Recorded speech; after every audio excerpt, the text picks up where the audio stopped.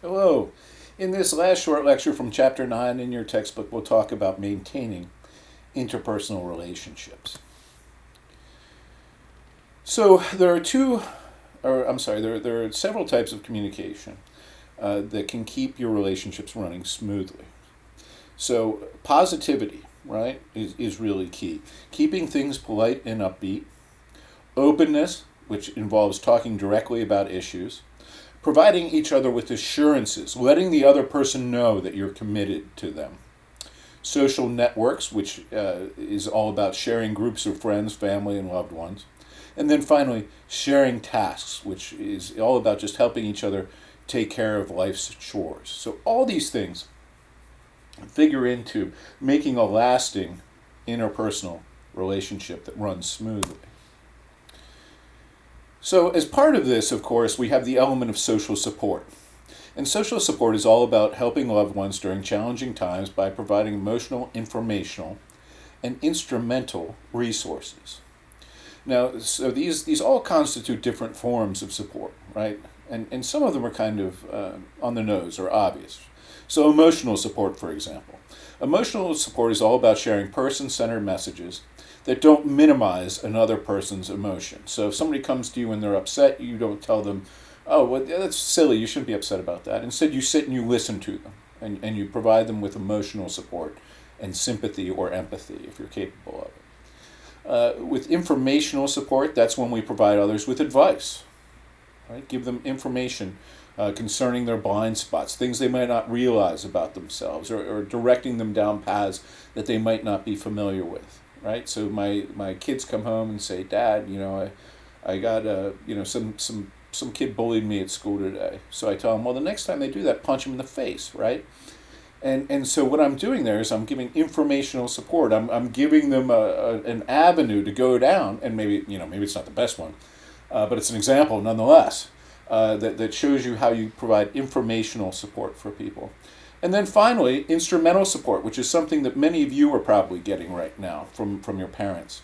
This is when you actually do things to help people. So when your parents help you move into your apartment or into your dorm room, this is instrumental support. Right, actually doing something for someone. And so these are the three primary kinds of social support. Now, sometimes we have to repair damaged relationships. We all make mistakes. And so as a result, we can damage relationships. And when we make these kinds of relational mistakes or transgressions, right, we violate either the explicit or implicit terms of the relationship. Right? We let the other person down in some important way. So usually, these can relate to things like a lack of commitment. Maybe you cheat on someone emotionally or physically, right? Distance, right? Maybe we're too distant from a person. We're not giving them enough time or attention. Disrespect, especially in front of other people. This is really harmful to relationships. If you make fun of your boyfriend, girlfriend, spouse, significant other, particularly in front of other people, it can be really hurtful. Problem emotions. Sometimes people have trouble controlling themselves. Right? Controlling their anger. You've all, of course, heard of anger management. Right? Some people have trouble controlling their anger.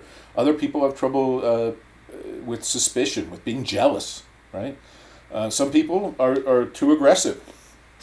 They're verbally hostile or they're physically violent. Right? Now, in every one of these cases, there are minor transgressions versus significant transgressions. Right? There are social transgressions, meaning transgressions that take place outside the relationship, and relational transgressions. So when you violate a rule that exists just between you and the other person. Sometimes these transgressions can be deliberate. Sometimes we don't mean to do them.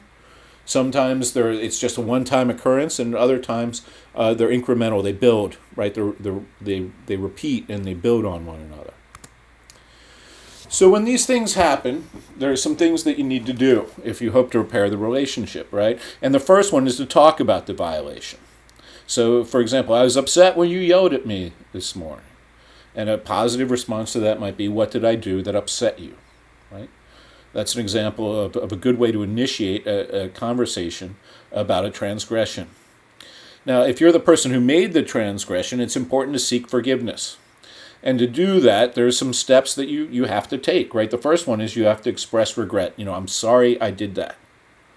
Then you have to accept responsibility for your transgression. And this can seem like an obvious step, but oftentimes people won't do it, right? So, I'm sorry I cheated on you with your sister, but, she just kept coming on to me. Like when somebody says something like that, they're displacing responsibility on the sister, right?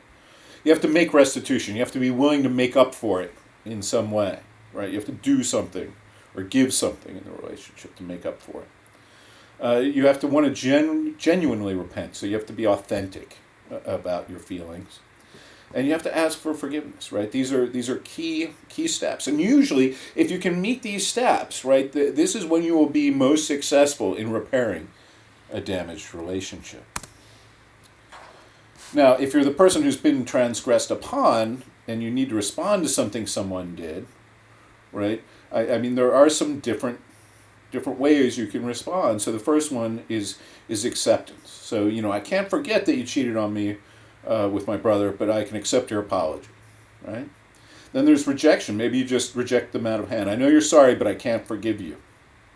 And then hopefully the one that most people engage in, but it's difficult to, is discussion. And it's through discussion that you're most likely to rebuild the relationship in a positive, healthy way. So an example of that might be, well, how can we make sure this won't happen again, right? So that you can both learn from it and figure out how to move forward in your relationship. All right, so that's it for Chapter 9. Thanks for checking these out, and I hope you learned something.